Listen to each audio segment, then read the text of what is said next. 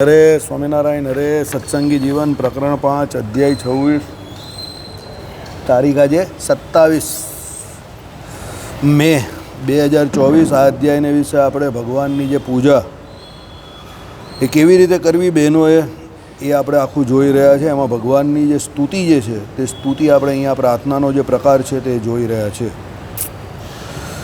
હે ભક્ત પ્રિય એટલે પોતાના ચરણના એકાંત ભક્તો પ્રિય જેમને છે અથવા હા બધા બહેનોની છે. સામાન્ય રીતે જે સ્ત્રીઓ અને બહેનોને જે પૂજા કરવાની એની છે. આમાં સધવા વિધવા નહીં લખ્યું, સ્ત્રીઓને લખેલું છે. હા આમાં તો સધવા હોય છે ભગવાનનું પૂજન એટલે સ્ત્રીઓને લખેલું છે. હેડિંગ આનું સ્ત્રીઓ છે. જો આ સામાન્ય છે. આ વિશિષ્ટ આ અધ્યાયમાં સર્વ સ્ત્રીઓને સાધારણ શ્રી કૃષ્ણ પૂજન પ્રકારનું નિરૂપણ કર્યું છે. સામાન્ય નિયમમાં જે સ્ત્રીઓને આવે ને એ છે. ચાલો પેલા વિશિષ્ટ નિયમ આપણે ઘણી વખત ચર્ચા કરી છે. શિક્ષાપત્રી પણ જે ભગવાને લખેલી છે તે આપણે ત્યાં 4 પ્રકારના ધર્મો ગયા છે. સામાન્ય, વિશિષ્ટ, વિશિષ્ટ પછી પણ એક આવે છે વિશેષતમ અને ચોથો પણ એક આવે છે. એ પ્રમાણે 4 પ્રકારના ધર્મો કયા છે. એટલે અત્યારે આ જે ધર્મો ચાલે છે સ્ત્રીઓના સર્વ સામાન્ય ધર્મો છે. એટલે પૂજનનો પ્રકાર છે. બરાબર. એટલે આ સર્વ સ્ત્રીઓ માટે પૂજન જે કરવાનું એની રીત છે. પછી પાછું બધામાં એની અંદર સાહેબ કે પ્રમાણે વર્ગીકરણ આવે કે ભાઈ હવે આપણામાં દાખલા તરીકે તિલક ચાલનામાં વર્ગીકરણ છે કે બ્રાહ્મણ, ક્ષત્રિય, વૈશ્યને જે પ્રમાણે કરવાનું કહ્યું છે એ અલગ છે. ચોથા વર્ગના જે ચતુર્થ વર્ગીય છે એને અલગ છે. એમ પેલી બાજુ સુહાસિની સ્ત્રીઓનું અલગ હોય, વિધવાનું અલગ હોય. એ પછી બાયફર્કેશન એમ. ચાલો આ તો સામાન્ય રીતે કહ્યું છે. હંમેશા સર્વસામાન્ય હોય એને વધારે પ્રાધાન્ય આપવું, કારણ કે એમાં તમારે ઘણું બધું સમજવાનું હોય. બેઝિક અન્ડરસ્ટેન્ડિંગ જે કહીએ ને તે સર્વસામાન્ય ધર્મમાં હોય. વિશિષ્ટ ધર્મ હોય એમાં તો શું હોય પછી કે પેલામાંથી જે કંઈ રદ બાતલ થતું હોય કાંઈ એડિશનલ જે બીજું ઉમેરાતું હોય તે એમાં આપીને પેલું કહી દે. બાકીનું બધું સામાન્ય તો બધાએ પાળવાનું જ હોય. દાખલા તરીકે આપણે ત્યાં કહીએ તો સનાતન ધર્મમાં કોઈ પણ ફેકલ્ટી હોય પણ સત્ય અને અહિંસા આ મુખ્ય ધર્મ, આ મેઇન ધર્મ છે. અને શ્રીજી મહારાજે જ્યાં એકાંતિક ધર્મની વાત કરી ત્યાં પહેલો જ ધર્મ બ્રહ્મચર્ય કયો છે.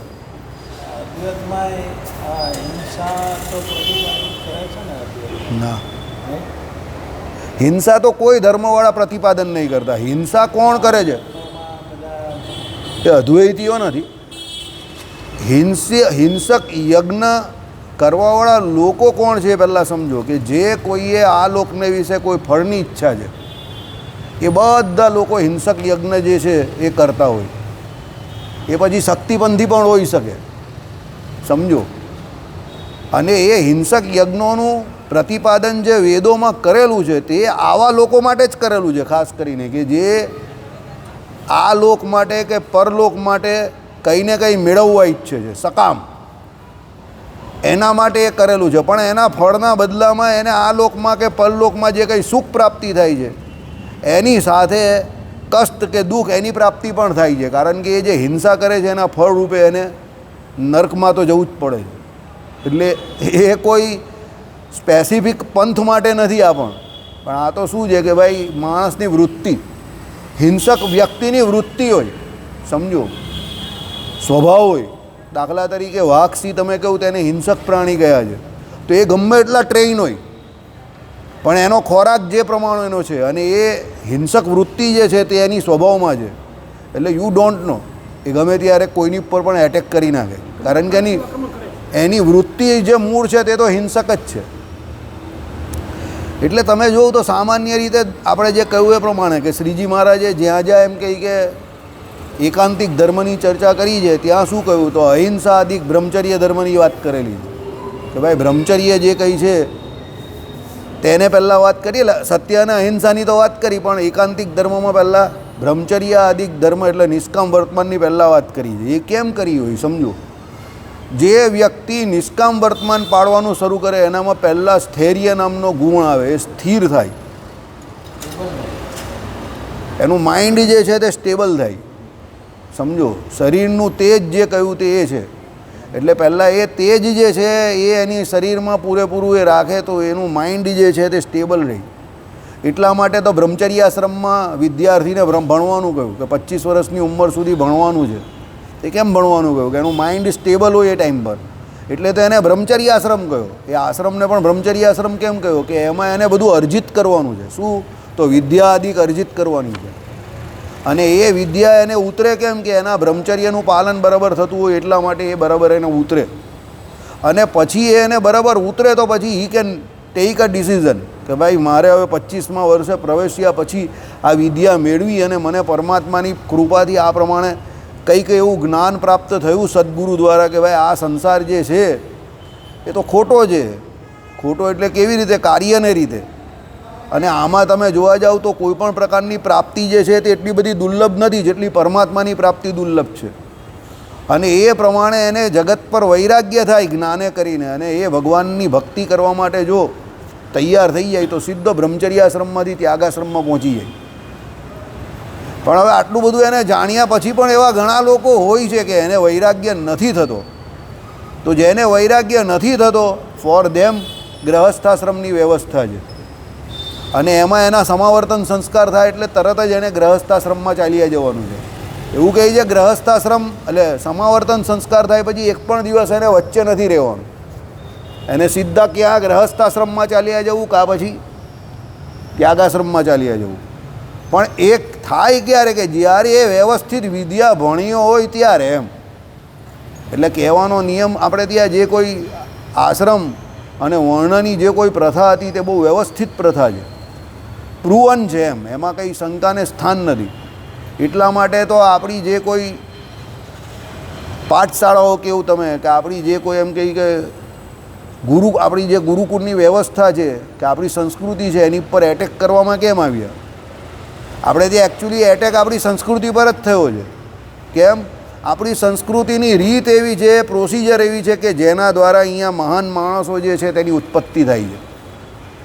એટલે એ સંસ્કૃતિ ઉપર એટેક કરીને અહીંયાના મહાન માણસોની જે ઉત્પત્તિ છે એને રોકવા માટે આ બધા ષડયંત્રો થયા છે. એટલે એ સંસ્કૃતિને પાછી રિવાઈવ કરવાની છે. તે રિવાઈવ કેવી રીતે થાય? તો અત્યારની જે આપણી સંત પરંપરા જે છે ભારત વર્ષની તે બહુ જાગૃત થઈ ગઈ છે.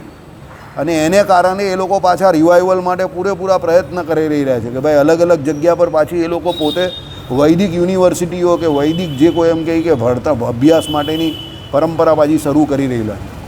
કે આજે નહીં ને કાલે વિદ્યાર્થીઓને એમાં રસ પડશે અને આવતા જશે.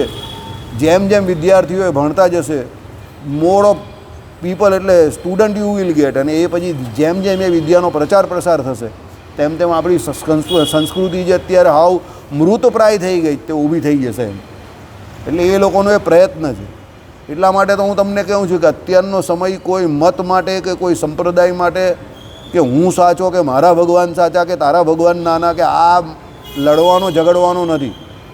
અત્યારનો જે સમય ચાલે છે તે હકીકતમાં સનાતન સંસ્કૃતિને રિવાઈવ થવામાં કરવામાં તમે કેટલો મદદરૂપ થઈ શકો એના માટેનો છે. અત્યારે કોઈ શિવપંથી ને નારાયણપંથી તમને લડતા નહીં જોવા મળતા. અત્યારે તમને કોઈ અદ્વૈત વેદાંત અને વિશિષ્ટાદ્વૈત વેદાંતવાળા લડતા નહીં જોવા મળતા. કોઈ જાહેરમાં બોલે જેવો કોઈ નહીં બોલતું. આ બધા પોતપોતાના મતનું નિરૂપણ કરે, બધા પોતપોતાના ઈષ્ટદેવના વખાણ કરે, ગુણ ગાય, પણ કોઈ કંઈ તલવાર કાઢીને લડવા નથી આવતું. બરાબર? અને આવે તે લોકો પણ કેટલા છે? ઘણીયા ગાંઠિયા છે, બહુ ઓછા છે. બાકી બધાને હવે પોતપોતાના હિસાબે જીવવું છે. કેમ? ઓરિજિનલી લોકો જે ધર્મ પ્રતિ વળેલા લોકો છે એનું પ્રમાણ જ બહુ ઓછું છે. તો પછી જે બચેલા જે પણ અંદર અંદર આવી રીતે મગજમારી કરશે તો બચવાનું કોણ? એટલે અત્યારે જે વિચાર છે તે બહુ ઉમદા વિચાર છે કે એક મંચ પર ભેગા થઈને બધાએ સનાતની બનવાની કોશિશ કરવાની છે. તમારો સંપ્રદાય, તમારા ઈષ્ટદેવ જે હોય તેનું ભજન તમારે કર્યા કરવાનું અને તમારે તમારો મોક્ષ કરી લેવાનો. બરાબર? ચાલો. હે ભક્તપ્રિય. ભક્તપ્રિયની અહીંયા બે રીતે વ્યાખ્યા કરી. પોતાના ચરણના એકાંત ભક્તો પ્રિય જેમને છે, એટલે જે એકાંતિક ભક્તો છે તે ભગવાનને બહુ પ્રિય છે. અને ભગવાન જે અહીંયા અવતાર ધારણ કરે છે, જે ગીતાજીમાં શ્લોક કયો યદા યદા ઈ ધર્મસ્ય ગ્લાનિર્ભવતિ ભારત.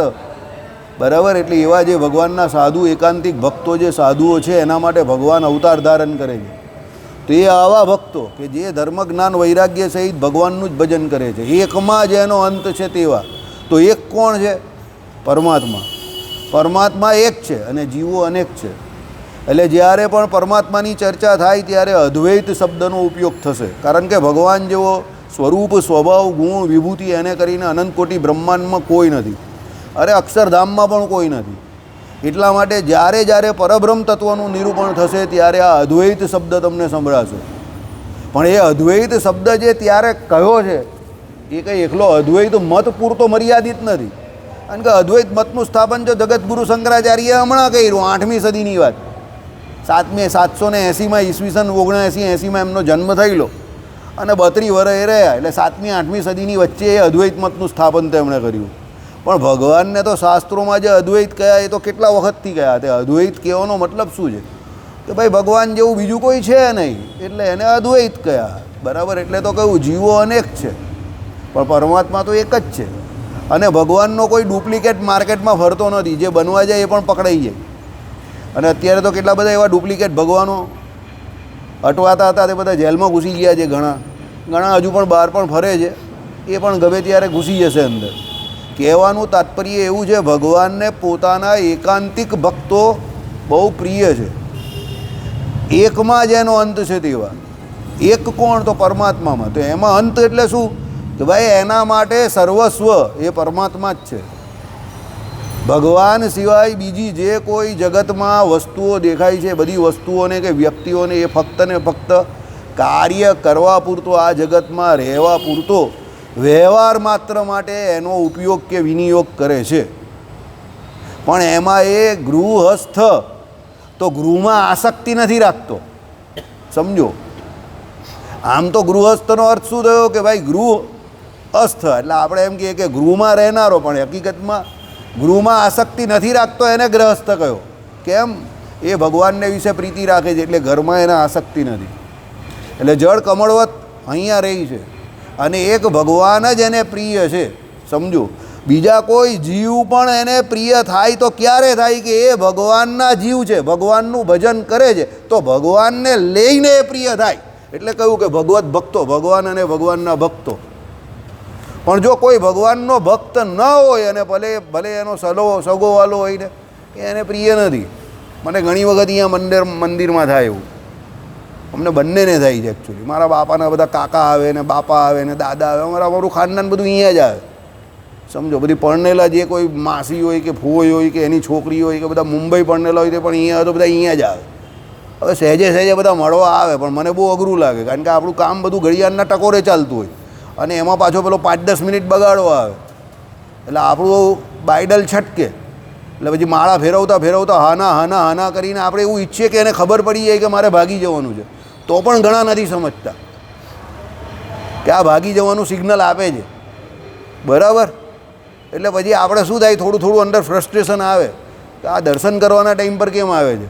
સમજો, આ મંદિરના ટાઈમ પર કેમ આવે છે. બરાબર? કેમ? મંદિરનો ટાઈમ જે અહીંયા છે એ જ ટાઈમ તો આપણાથી વ્યવસ્થિત થોડું ઘણું ભજન થાય છે. સમજો, બાકી ઘરમાં જાઓ કે વેપાર પર જાઓ એમાં ભજન થાય ખરું, તમે કરો તે, પણ એમાં કેવું ભજન થાય? તૂટેલું ભાંગેલું. કારણ કે તમે કરો એટલે કોઈ પેલો આવી જાય, આ આવી જાય, ફલાણો આવી જાય, ઢીમકો આવી જાય, બધાને જવાબ આપવો પડે.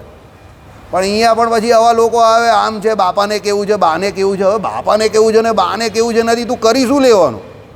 મને આ પ્રશ્ન કોઈ પૂછે એટલે બહુ મરચી લાગે અંદરથી. બાપાને કંઈ એવું છે એનાથી તને એનો કંઈ ખાલી પૂછવા પૂરતું પૂછે છે. સમજો, તો પૂછવા પૂરતું ટાઈમ પાસ કરવા માટે શું કામ પૂછે કે બાપાને કેવું છે કે શું છે? કે ખરાબ હશે તો તું કંઈ બાપા માટે આવવાનો નથી 5-10 દિવસ સેવા કરવા, અને સારું હશે તો પણ તને કંઈ ફરક નહીં પડતો. તો it doesn't make any sense. એટલે આવા સેન્સલેસ કોઈ સવાલ પૂછે ને બાપાને કેવું છે, બાને કેવું છે, કાકાને કેવું છે, એટલે મારું બાઇડલ બહુ છટકે. બરાબર? અને હકીકત કહું, લાઈફમાં એક વખત પણ એ તમારા ઘરે નહીં આવેલો હોય ને તમને પૂછે બાપાને કેવું છે એટલે મગજ બહુ છટકે. સમજો, એટલે આવા બધા ફાલતુ ક્વેશ્ચન ન કરવા. ભગવાન જેને પ્રિય છે એટલે ભગવાનમાં જેને વૃત્તિ છે એને આવા બધા ફાલતુ સવાલ જ નહીં થાય. બરાબર? કે બાપાને કેવું છે ને બાને કેવું છે. ભાઈ હવે એને જે શરીરની જે કંઈ હોય તે પ્રમાણે રહેવાનું છે. બરાબર? એ તો પ્રારબ્ધના આધીન છે શરીર કાં આપણા સ્વતંત્ર થોડું છે. એટલે ભગવાનને પ્રિય થવા માટે ભગવાનનું ભજન કરવાનું છે, ભગવાનની આજ્ઞામાં રહેવાનું છે. એટલે અહીંયા એકાંતિક કયા કે એકાંત. બીજું એના પછી કહ્યું અથવા ભક્તોને પ્રિય, એટલે શું છે? ભગવાનને તો એવા ભક્તો પ્રિય જ છે, પણ એવા ભક્તોને પણ ભગવાન પ્રિય છે. સમજો. હવે દાખલા તરીકે આપણે શું કહીએ કે ભાઈ આપણે તો બધા ભગવાન પાસે આશીર્વાદ લઈએ, પણ ભગવાનને આશીર્વાદ કોણ આપે? તો આપણે આ બધા જે જય હો બોલાવીએ તો એ ભગવાનને આપેલા ભક્તોના આશીર્વાદ છે કે તમારી યુગ યુગ સુધી જય હો. એકચ્યુઅલી ભગવાનને કોઈના આશીર્વાદની જરૂર નથી, સમજો. પણ જેની જોડે તમને બહુ હેત છે તેને તમે આશીર્વાદ આપો. દાખલા તરીકે મા હોય તે વાત્સલ્ય ભાવથી એના દીકરાની ભલૈયા નહીં લે, આમ કરીને મારો દીકરો, મારો ગલુડિયો 1000 વર્ષનો થા.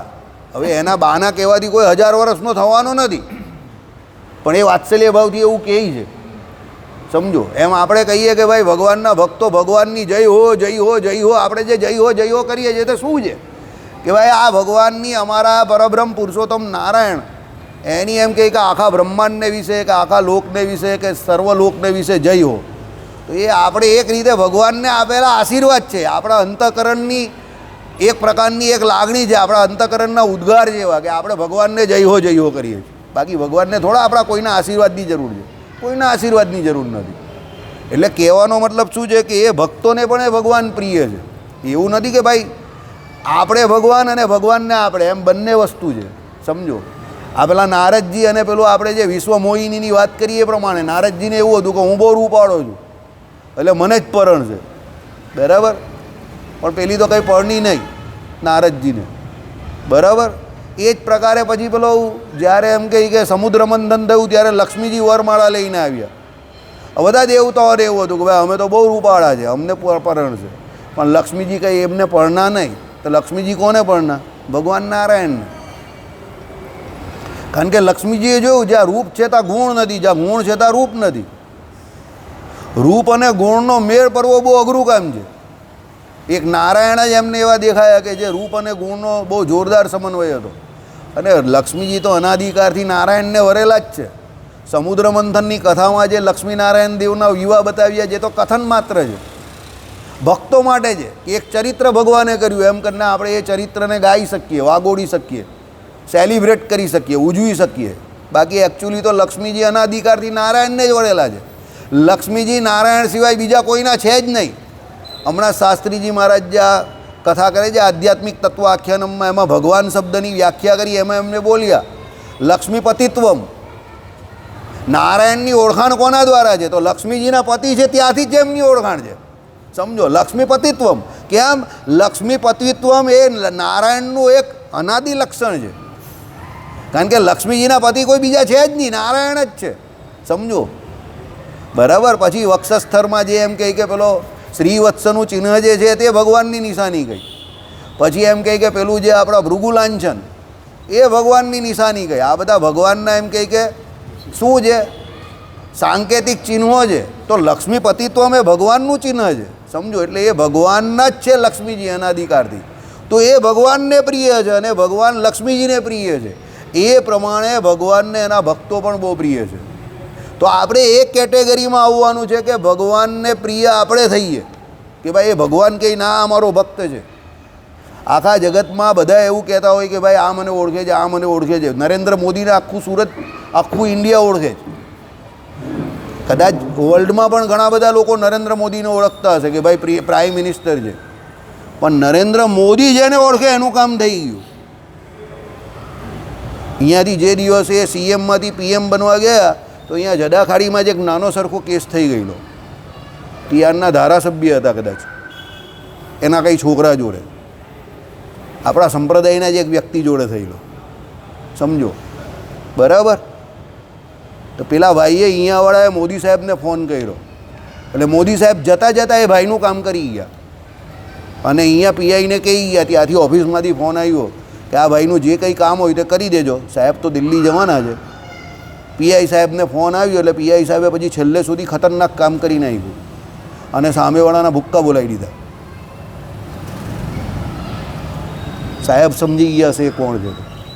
છેલ્લો દિવસ મોદી સાહેબનો એ, પણ એનું કામ કરી ગયા. કેમ? મોદી સાહેબ એને ઓળખતા હતા. That was important. આપણે તો મોદી સાહેબને ઓળખીએ જ બધા, પણ ઇમ્પોર્ટન્સ શું હતું? મોદી સાહેબ એને ઓળખતા હતા, એ બહુ ઇમ્પોર્ટન્ટ હતું. એ સામેવાળો ભૂલી ગયો કે મોદી સાહેબ એને ઓળખે છે. હવે તમને આઈડિયા આવ્યો આ ઓળખાણનો ફાયદો, કે અસુરો જ્યારે એવું ભૂલી જાય કે આ ભક્તોની ઓળખાણ ભગવાન જોડે છે અને એ લોકો ભગવાનના ભક્તોને પીડે, એ લોકો જાણતા તો હોય જ, પણ પીડે કેમ છે? ભગવાનના જાણીને. એટલે ભગવાન એ ભક્તો માટે અહીંયા આવે, એટલે કહ્યું કે ભાઈ એકાંતિક ધર્મનું સ્થાપન કરવા માટે આવે, એટલે યદા યદા એ ધર્મસ્ય કહ્યું. સમજા? એટલે ભગવાન આપને ઓળખે બહુ જરૂરી છે. આમ સામ હે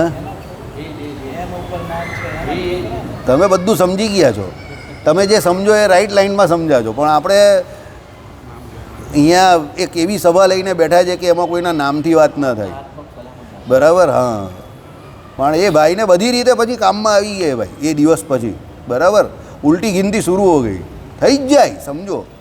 કહેવાનું તાત્પર્ય એવું છે, જો આ લોકમાં કોઈ કેપેબલ કે પાવરફુલ માણસ હોય, તમે એની જોડે ભીડી જાઓ તો તમારું ભવિષ્ય જોખમમાં મુકાઈ જાય છે. તો પછી પરલોકની કા વાત કરો? તમે જોઈ લેવ શત્રુઘ્ન સિન્હા, બરાબર, રાજ બબ્બર, નવજોતસિંહ સિદ્ધુ, આ બધા નામ જોઈ લો, હું તમને ગણાવું જ તે. આ બધા એક્ટિવ પોલિટિશિયન હતા 5 વર્ષ પહેલાં, 10 વર્ષ પહેલાં. પણ એક એવા નામ જોડે એ લોકોએ દુશ્મની કરી જેને કરીને અત્યારે બધા આઈધર ઓર સર્વાઈવલ પર જીવી રહેલા છે. કેમ? જેનો સિતારો બુલંદ હોય સમરત કો નહીં દોષ ગોસાઈ, બરાબર? એટલે જેનો સૂરજ ચડતો હોય એની જોડે આ લોકમાં પણ કોઈ પણ પ્રકારે તમારે સત્તા અગર સાણ પણ નકામું, પંગો નહીં લેવાનો. તો આ તો અનંતકોટી બ્રહ્માંડના નાથ છે, ભગવાન છે, ઉત્પત્તિ સ્થિતિને પ્રલય કરનારા છે. તમારામાં થોડીક લૌકિક બુદ્ધિ પણ હોય તો તમે ભગવાન જોડે પંગો નહીં લેવો, એની સરને ચાલ્યા જાઓ. હવે તમે કહો કે આ ભગત આવી વાત કેમ કરે છે? અત્યારે દુનિયા આ જ ભાષા સમજે છે. અત્યારે દુનિયા શાસ્ત્રની ભાષા નથી સમજતી, બરાબર? ઘણા લોકો મને કહે કે તમે એમ કહી કે અહીંયા બેસો છો ને તો ઘણા બધા ઉદાહરણ તમારા લૌકિક હોય છે ને ઘણા બધા ઉદાહરણ તમે લોકના આપો છો, એક્ટરના આપો છો, ક્રિકેટરના. અરે પણ શ્રીજી મહારાજે પણ શાસ્ત્રમાં વચનામૃતની અંદર સલાટનું દ્રષ્ટાંત આપેલું છે, નટનું દ્રષ્ટાંત આપેલું છે. તો એ સમયે સલાટ ને નટ જે કોઈ છે તે બધા આપણા લૌકિક દ્રષ્ટાંત જ છે ને. કારણ કે આપણે જીવીએ છીએ લોકમાં જીવીએ છીએ ને તમારે સમજવાનું અલૌકિક છે, તો લૌકિક કોઈ દ્રષ્ટાંત આપવું પડે ને. તો મહારાજે અવતાર માટે એટલે નટનું દ્રષ્ટાંત આપેલું છે, સમજો? અને દ્રષ્ટાંત હંમેશા ઓડિયન્સ માટે એકદમ સરળતાથી સમજી શકાય એવું અપાય. એટલે વક્તાને જ્યારે જે દ્રષ્ટાંત સ્ફુરે એ પ્રમાણે એ દ્રષ્ટાંત આપે. ખરાબ હોય તો ખરાબનું આપે, સારો હોય તો સારાનું આપે. પણ દ્રષ્ટાંત શું હોય? ઘટનાને સમજવા માટેનું દ્રષ્ટાંત છે, સમજો? કે એ ઘટનાને તમે વ્યવસ્થિત રીતે સમજી જાઓ, બરાબર? ચાલો હવે આગળ. હે આનંદિત ભક્તિ ધર્મ, એટલે નંદનાત્મના અવતરીને ભક્તિ ધર્મ જે તમે આનંદિત કર્યા છો એવા, બરાબર? એટલે નંદનાત્મના એટલે શું કયા? નંદનંદન, બરાબર? અવતરીને ભક્તિ ધર્મ જે તમે આનંદિત કર્યા છે એવા. એટલે કહેવાનો મતલબ એવો છે કે તમે ઓરિજિનલી જે નંદનંદન હતા તે અત્યારે ભક્તિ ધર્મને ત્યાં આવેલા છો અને ભક્તિ અને ધર્મને શું કરો છો? આનંદિત કરો છો.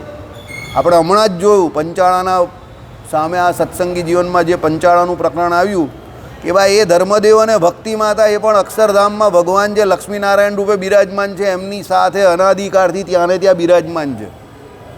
એટલે એ ધર્મદેવ અને ભક્તિ માતાને પણ એ ભગવાન આનંદિત કરે જ છે, સમજો?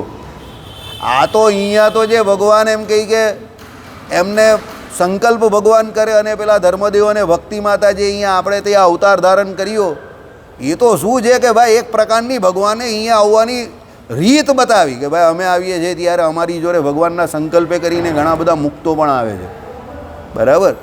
હવે જ તમે જો શરૂઆતમાં સત્સંગી જીવનની અંદર બધા બદ્રિકાશ્રમમાં બતાવેલા છે અને અહીંયા આ ચોથા પ્રકરણમાં એ જ બધા કે અક્ષરધામમાં બતાવેલા છે.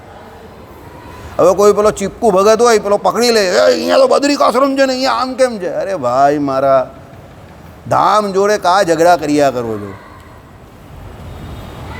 ધામ જોડે તમારે ઝઘડા કરવાની કોઈ જરૂર જ નથી. ધામ તમને કયું મળશે એ તો તમારી ભક્તિ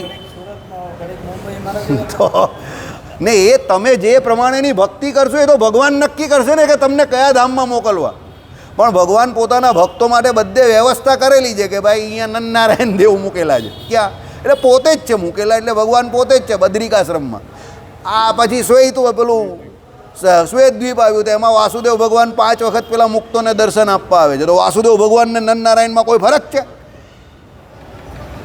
પણ એ ધામ આ લોકને વિશે આવેલા છે તો એ ધામની રીતમાં થોડો ફરક છે. અક્ષરધામમાં જે છે તે બધા નિરન્ન મુક્ત છે, એમ તો શ્વેતદ્વીપમાં પણ છે. અક્ષરધામમાં આખું અક્ષરધામ કાં છે તો કાર કર્મ માયાથી આખું પર છે. બરાબર? એટલે એ તો બધું શાસ્ત્રોમાં લખેલું જ છે. એટલે ધામ માટે કોઈ ઝઘડા કરવા નહીં. ધામી જે છે એ તમને પ્રાપ્ત થઈ જશે તો બધા ધામ બામ બધાના દર્શન તમને અહીંયા બેઠા બેઠા થઈ જશે. સમજો? એટલે મુખ્ય તમારું કાર્યક્રમ જે આગળ વધારવાનું જે કંઈ મગજ દોડાવવાનું કામ છે તે શું છે? ધામી જે છે એનું ધ્યાન ભજન ઉપાસના કરો, ભગવાનની ધ્યાન ભજન ઉપાસના. એને કરીને બધું તમને ભગવાન કે પ્રમાણે આ સમાધિ થઈ કે આ જે કંઈ ભગવાનની કંઈ કૃપા થઈ ગઈ એને કરીને તમને દેખાવા માટે બધું તો આ જગતમાં જેટલું પણ બ્રહ્માંડમાં કારખાનું છે તે બધું દેખાઈ જશે. પંચમ સ્કંદમાં જે કંઈ આખું કારખાનું કહ્યું છે તમારું આખું ભૌતિક વિજ્ઞાન, આ લોકોનું ભૌતિક વિજ્ઞાન આખું સમજો, ગેલેક્સીના આને તેને તે બધું પંચમ સ્કંદમાં આવે છે. બરાબર? એટલે એ ભગવાન તમને કૃપાએ કરીને બધું દેખાડી દેશે. બેઠા બેઠા ભજન કરતાં બધું જ દેખાડી દે.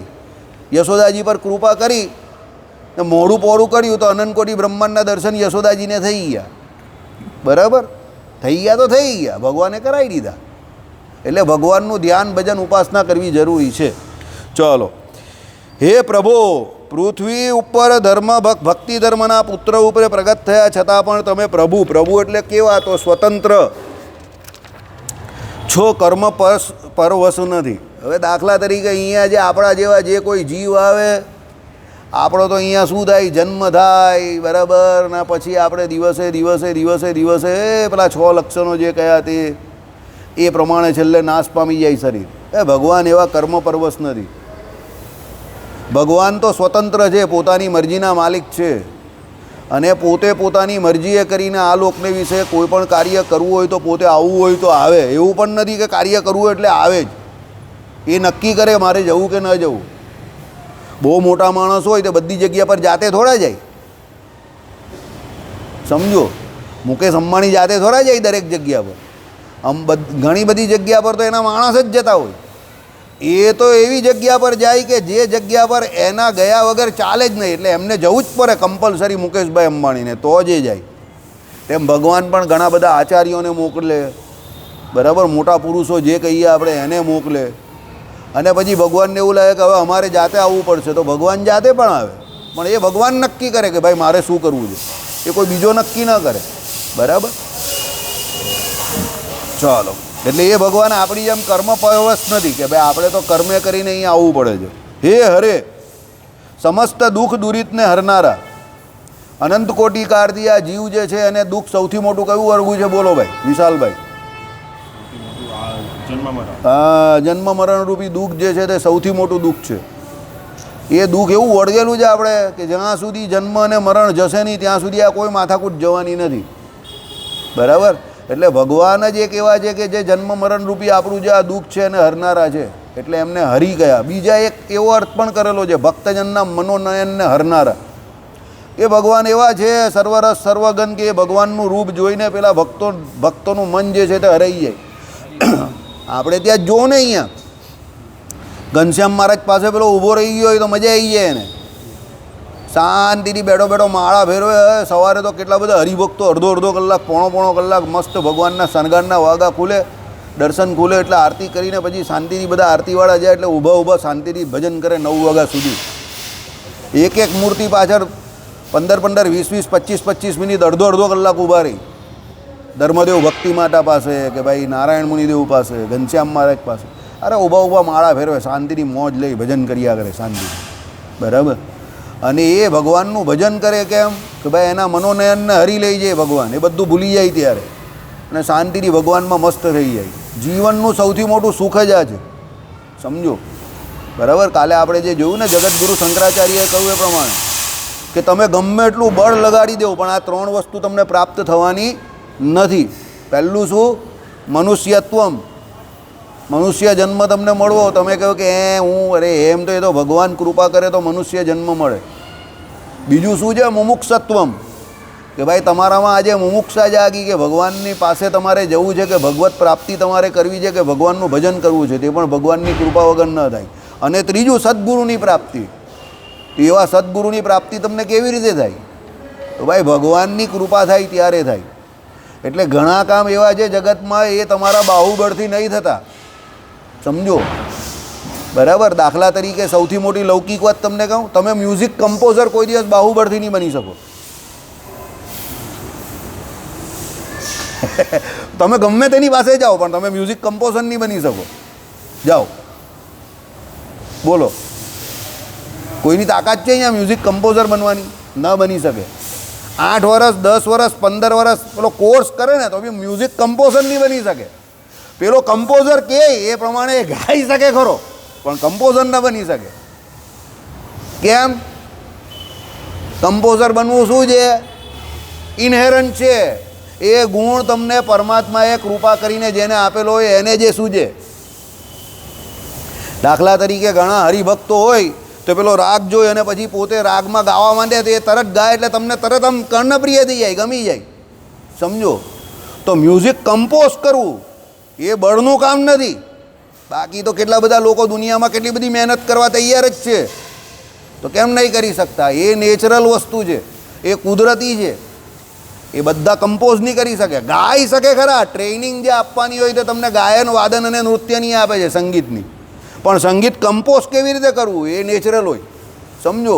એટલે ઘણી બધી બાબત આ બધી જે હોય એ તમારા પૂર્વના જે કંઈ સુકૃત હોય એને કરીને પરમાત્માની કૃપાએ કરીને તમને પ્રાપ્ત થયું હોય તો એ નૈસર્ગિક હોય, બધાએ નહીં કરી શકતા. એટલે જેની જે નૈસર્ગિક, આપણે કાલે પેલા સુનિલના છોકરાની વાત કરીએ, મારા સ્ત્રીનો ફોટો તરત દોરી દીધો, સમજો, અને એમને જોઈને દોરી દીધો તરત જ. તો એ નૈસર્ગિક એબિલિટી છે એની, એ નેચરલ છે. હવે એ એલિમેન્ટરી કે ઇન્ટરમીડિયેટના ને એના ક્લાસ કે બીજું જે કંઈ ચિત્રકામને લગતું હોય ડ્રોઈંગના ક્લાસ કરીને એ વધારેને ડેવલપ કરી શકે સ્કિલને. પણ જે પ્રાઇમરી રીતે કૂતરો કહીને કૂતરો જ દોડાવવો જોઈએ કે ઘોડો કહીને ઘોડો જ દોડાવવો જોઈએ એ નેચરલ હોય, બરાબર. નહીં તો અહીંયા હું હમણાં તમને બધાને ઘોડો દોરવાનું ચિત્ર આપું તો તમે બધા પેલા ચકલા જેટલો ઘોડો દોડો આટલો, અને જે મોટો ઘોડો દોડે તો 100% એનો ગધેડો દેખાય, તો ઘોડો નહીં દેખાય. અને તમને હું એમ કહું કે ગધેડો દોરવાનો તો તમારા ગધેડાની જગ્યા પર ઘોડો દોડાઈ જાય. એટલે તમારા ઉપર લેબલ ખાલી રાખવાનું, પછી દોરવાનું, પછી જે દેખાય એ પ્રમાણે લેબલિંગ કરવાનું. કેમ? એ નેચરલ એબિલિટી છે તમારી, સમજો. કે હાથ જેના ફરે અને એ પ્રમાણે જે એક્સપ્રેશન્સ આવે એના એ નેચરલ એબિલિટી છે. પછી તમે એને ડેવલપ કરી શકો, બરાબર. એટલે ભગવાને ઘણી બધી વસ્તુ કુદરતી રાખેલી છે, સમજો. એ કુદરતી વસ્તુ જેનામાં જે હોય એ સ્વીકારી લેવાની અને આગળ વધવાનું. તો એ વ્યક્તિ જે છે તે કેવો કહેવાય? નિખાલસ કહેવાય. એ સરળતા છે. સામેવાળાના ગુણને સ્વીકારવા એ સરળતા છે. અને તમે ન સ્વીકારી શકો તો એ પછી તમારામાં રહેલું કંઈ ને કંઈ પ્રોબ્લેમ છે. એટલે સ્વીકારી લેવાનું. ભાઈ આ છોકરાઓ છે અત્યારની જનરેશનના, they can run the computer very well. ને મને એને ગિરીશભાઈને કહી તો અમે બંને માથું ખજવારિયા કરીએ. સાહેબ કહે કે મોબાઈલ તો એ લોકોને આપી દેવાનો, એ આપણું કામ નહીં મળે. હકીકત જ છે, આપણું કામ નથી, એ છોકરાઓનું કામ છે. કેમ? એ જનરેશને એ જોયું છે ને એ લોકોની એ નૈસર્ગિક એબિલિટી હવે બનતી જશે, બની ગઈ એ લોકોની, આપણી ન બને. કારણ કે અમે હતા ત્યારે હતું જ નહીં તો કાથી હોય, બરાબર. એટલે ઘણી વસ્તુ એવી હોય કે એ નેચરલ નૈસર્ગિક હોય, અને ઘણી તો એવી હોય કે આ લોકો તો શીખીને એ કરે છે, સમજો. પણ પેલી તો એવી એબિલિટી છે કે એ કરે જ નહીં. નારદને તુમરુનું ઉદાહરણ પણ આપણે જોયેલું ને, 7 મન્વંતર લાગી ગયા. હવે કોણ 7 મન્વંતર સુધી અત્યારે રાહ જોયો છે? 7 મન્વંતર કોણ બાપ રાહ જોઈ? સંગીત શીખતા અને ગાતા. પાછું ભગવાન અંદર વાક્ય લખે છે, ભગવાન તમને તુમરું જેવું ગાતા નથી આવડતું. હવે આ ભગવાન શ્રી હરિનું સ્ટેટમેન્ટ છે અને કહેનારા પણ ભગવાન પોતે છે. આવું નારદજીને કોણે કહ્યું? ભગવાને કહ્યું. પાછા નારદજી છે જેનું સિમ્બોલ જ પેલી વીણા છે. એટલે સંગીત જોડે એમનો બહુ જૂનો નાતો છે, વીણા લઈને ફરે છે. તો પણ ભગવાને શું કહી દીધું? તમને તુમરું જેવું ગાતા નથી આવડતું.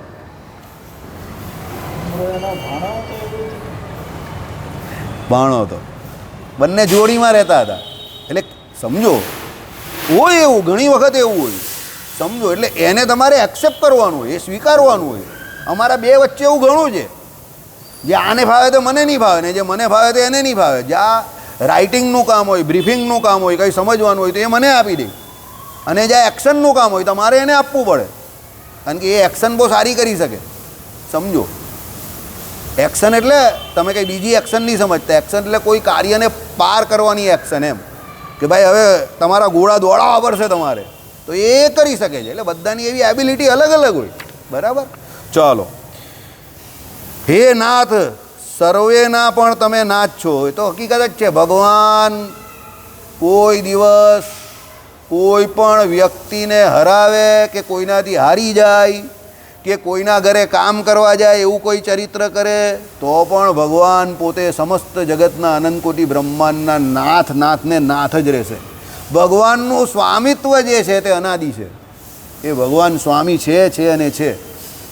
એટલા માટે જે નવનિધ સંબંધ કયો રામાનુજાચાર્યે, એની અંદર એક સેવ્ય સેવક ભાવ અને સ્વામી સેવક ભાવ, આ બે ભાવ જે છે તે ભગવાનના ભક્તો અને ભગવાન વચ્ચે અનાદિ છે. આમ તો જીવ અને ભગવાન વચ્ચે કયા છે, પણ આપણે અહીંયા ભગવાનના ભક્તો એવો શબ્દ મૂકીએ કારણ કે પેલા વિમુખો તો માનતા નથી, પણ આ સંબંધ અનાદિ છે. કયો સંબંધ? સેવ્ય સેવક ભાવ અને સ્વામી સેવક ભાવ. આ બંને જે છે તે અનાદિ સંબંધ ભક્ત અને ભગવાન વચ્ચે રહેલા છે. એટલે આપણે અનાદિકાળથી એ ભગવાનના શું છે? સેવક છે, અને ભગવાન આપણા શું છે? સ્વામી છે. એટલે એ ભગવાન આપણા નાથ છે, અને એ ભગવાન આપણા નાથ છે સ્વીકારવામાં બહુ ફાયદો છે. સમજો, હવે અત્યારે આપણે સ્વામિનારાયણ ભગવાન જે છે આપણા ઈષ્ટદેવ છે, તો આપણા ભગવાન એ નાથ છે. તો આપણે આ તિલક ચાંદલો કરીને બધે બહાર જઈએ. અત્યારની હું રાઇટ નાઉ શું પોઝિશન છે માર્કેટની એ હું તમને ન કહીશ, પણ આજથી 30 વર્ષ પહેલાં એવું હતું કે આ બ્રાન્ડ જે છે ને સ્વામિનારાયણ, એ બહુ રનિંગ બ્રાન્ડ હતી. તમે કોઈ પણ જગ્યા પર જાઓ, આમ પેલો ચાલ્લો જો એટલે તમારું કામ થઈ જાય. સારા માણસ હોય તે ચાલો ચાલ્લાવાળો જે કામ કરી દેવું, સમજો, બરાબર. કેમ? સ્વામિનારાયણ ભગવાને જે પ્રમાણે શિક્ષાપત્રીમાં જે કંઈ કહ્યું છે એ પ્રમાણે જે કોઈ જીવ વર્તે અને એનું વર્તન એવું બહાર હોય તો સમજજો કે એ વ્યક્તિના એ જે ગુણો જે છે તેને કોઈને કહેવાની જરૂર ન પડે. એના ગુણ જોઈને જ પેલાને સામેવાળાને ગુણ આવે. એટલે ત્યારે આ બ્રાન્ડ બહુ ચાલતી હતી. અમે ભણતા હતા ત્યાં સુધી ચાલતી હતી. અમે ભણતા હતા ત્યારે કોલેજમાંથી કશે પણ બહાર જઈએ અને પેલો કંઈ ઓહો ભગત છે, કોલેજમાં ચાલ્લો કરીને આવે છે એમ, તો ચોપડી બોપડી બુક આપવાની તો પેલો આમ જ આપી દેતો હતો. કોલેજમાં ચાલ્લો કરીને આવે એવા વ્યક્તિ કેટલા હોય? બહુ ઘણા ગાંઠિયા હોય, સમજો. એટલે કોલેજમાં ચાલ્લો કરીને જાય છે. અરે મારો રેફરન્સ આપનારા અહીંયાના ખેર સાહેબ, હવે ફિઝિક્સ ડિપાર્ટમેન્ટવાળા, અત્તારીને રેફરન્સ આપેલો. હવે હું હકીકતમાં કેમેસ્ટ્રી ડિપાર્ટમેન્ટમાં હતો. તો પછી અત્તારી અમારા જે મેનેજર હતા તે અમારા કંપનીમાં જેમાં મારું સિલેક્શન થયેલું તે એ લોકો કોલેજનો રેફરન્સ માગે, તો મેનેજર જાય ત્યાં અને રેફરન્સ લઈ આવે છોકરાનો. તો પછી એ આપણા મંદિરમાં પેલા ખેર સાહેબ આવતા હતા ને, તેને મળવા ગયા કે ઓળખું ને છોકરાને, એમ કહી કે બહુ અમારા જૂના સત્સંગીને ત્યાંના જ, એમ કહી કંઈ જોવાનું નહીં. ને એણે આખો લેટર લખી આપ્યું મારા વિશે. પીટી સાયન્સમાં head of the department of physics department, હા ફિઝિક્સમાં HOD હતા. એમણે એ મારા ડિપાર્ટમેન્ટ હેડ પણ નહીં હતા.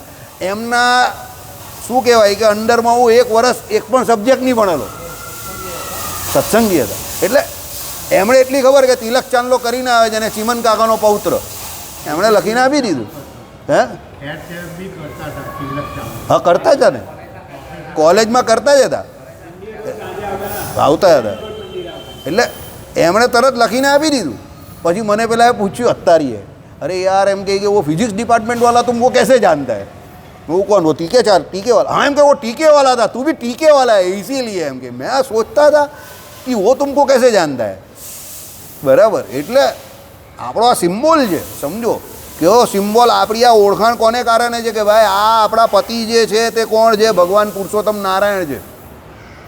જેમ કોઈ સુહાગન સ્ત્રી હોય, સુવાસિની સ્ત્રી હોય, અને એ એના જે કોઈ એમ કહે કે ચિહ્નો કયા કે સુહાગન છે એના ચિહ્નો કયા હોય, તો ભાઈ સિંદૂર પૂરે તે હોય, અહીંયા ચાંદલો કરે મોટો તે હોય. રૂપિયા જેવો પહેલાં કરતા હતા અમારી બાના સમયમાં. હવે અત્યારે એની સાઇઝ થોડી નાની થતી જાય છે, બરાબર. પહેલાં તો રૂપિયા જેવો મોટો કરતા હતા. તેમ આપણું આ સિમ્બોલ છે કે ભાઈ અમે પુરુષોત્તમ નારાયણ જે છે એના આશ્રિત છીએ, એ અમારા નાથ છે. બરાબર. એટલે વૈષ્ણવોમાં દરેક સંપ્રદાયમાં અલગ અલગ પ્રકારના તિલકો કયા છે? બધામાં જ છે. શૈવમાં પણ છે, એમાં પેલું ત્રિપુંદ્ર આવે તે છે.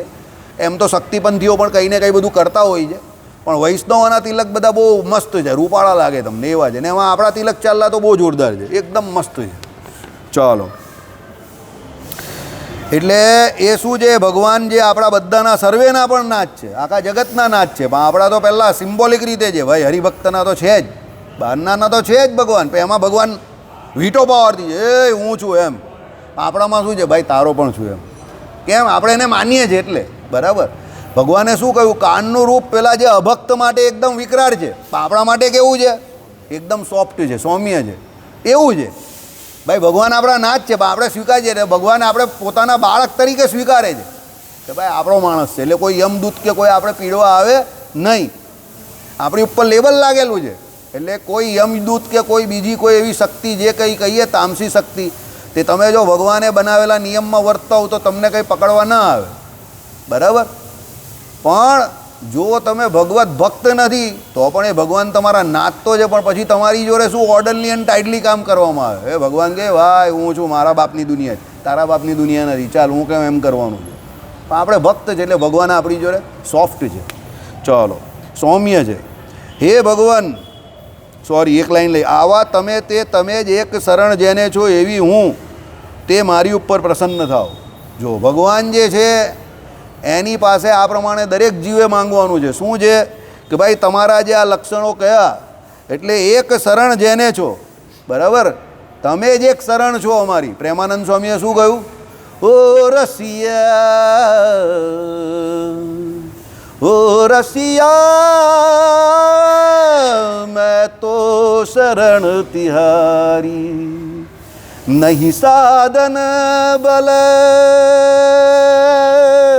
વચન ચાતુરી, નહીં સાધન બલ વચન ચાતુરી, એક ભરોસો શરણે ગિરધારી.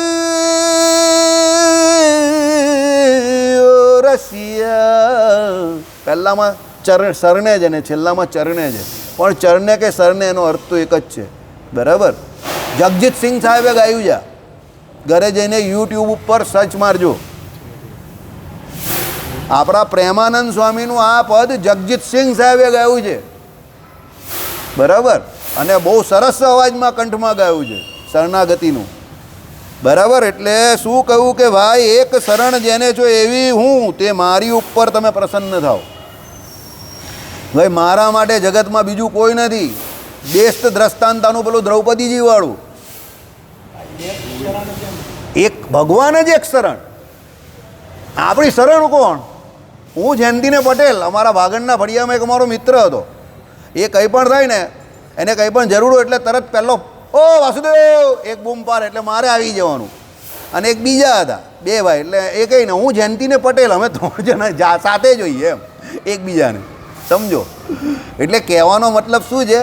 દ્રૌપદીજીનું ઉદાહરણ કે ભાઈ જ્યારે દુશાસને ચીરહરણ કરવાની કોશિશ કરી ત્યારે ગયા તો ઘણા બધા પાસે મદદ માંગવા, પણ કોઈ મદદ કરી શક્યું નહીં.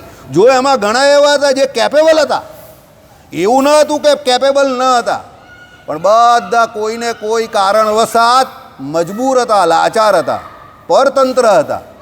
પણ એક પરમાત્મા પુરુષોત્તમ નારાયણ કાં હસ્તિનાપુરને કાં દ્વારકા, પણ દ્વારકાધીશને એમણે યાદ કર્યા તો એ ભગવાન પછી આવી ગયા. કેમ? શરણાગતિ. આવા તમે તે તમે જ એક શરણ, તમે જ એક શરણ. કોને? જેને છો એવી હું. એટલે મારા માટે તમે જ એક શરણરૂપ છો એમ. એટલે ભગવાન શરણાગત વત્સલ છે. અને આપણા માટે અનંત કોટી બ્રહ્માંડમાં એ ભગવાન સિવાય બીજું કોઈ નથી કે જે તમને શરણાગતિ આપે. શરણાગતિ લેવાય કોની? મજબૂતની. તો ભગવાન જેટલો મજબૂત કોઈ નથી. બરાબર. પેલો શું કહે? પૂરી દુનિયા મેં જहाँ जाना है वहाँ जाकर आओ, सुबह से लेके शाम तक, तुम्हें गारंटी देता हूँ मेरे अलावा और कोई तुम्हें मदद नहीं कर सकता. બરાબર. કેમ એવું કહે? એને એટલો વિશ્વાસ છે કે આ શહેરમાં મારા સિવાય એને કોઈ મદદ કરી શકે નહીં. કેમ? એની જોડે પંગો લીધો, વાત પૂરી થઈ ગઈ. આ ભગવાન એવા છે કે ભાઈ ભગવાનનો સિમ્બોલ લાગ્યો, ભગવાનની શરણાગતિ થાય એટલે જીવ તરી ગયો. અને જીવને ભગવાનના શરણાગત થવાની જ જરૂર છે, ભગવાનની જ શરણાગતિની જરૂર છે. કેમ? બીજાની શરણાગતિ તો શું કામમાં આવે? આ લોકમાં કોઈ તમને કંઈ મદદરૂપ થાય કે શરણાગતિ આપે તો પણ કેટલો મદદરૂપ થઈ શકે? ભગવાન તો કેવા છે, બહુ સમર્થ છે. એટલે ભગવાનની શરણાગતિ જરૂર છે. એટલે પેલો જીવ ભગવાનને અહીંયા પ્રાર્થના કરે છે કે એ ભગવાન, તમે જે મારી શરણ છો, કે ભાઈ મને તમે સ્વીકારો, હું તમારી શરણને છું, મારી શરણ નહીં, હું તમારી શરણને છું, બરાબર? અને તમે જ મારા માટે એક શરણાગત વત્સલ છો, એમ કરીને ભગવાનને એ પ્રાર્થના કરે છે. આ બધી પ્રાર્થના આપણે રોજ કરવાની જ છે. જો ભાઈ અહીંયા સ્ત્રીઓના સામાન્ય ધર્મ કયા એટલે સ્તુતિમાં એવું નહીં સમજવાનું સ્ત્રીઓનું છે, સ્ત્રીઓનું છે. અરે ભાઈ, હવે સ્ત્રીને પુરુષ તો ખાલી આ શરીરનું લક્ષણ છે, બાકી બધા જીવના જ, આપણે તો મૂળ બધા જીવ જ છે. અને એ જે જેન્ડર જે છે તે તો કર્મોને કારણે બદલાયા કરે છે. એટલે જ્યાં જ્યાં સ્તુતિ પ્રકરણ આવે ત્યાં આપણે એને કન્સિડરેશન સામાન્ય રીતે જીવનું આપવાનું, બરાબર? તો આપણે કંઈ શીખવાનું મળે. એ તો પેલો કંઈ આપણું નથી એમ કરીને જવા દે. શ્રીપતિમ શ્રીધરમ સર્વદેવે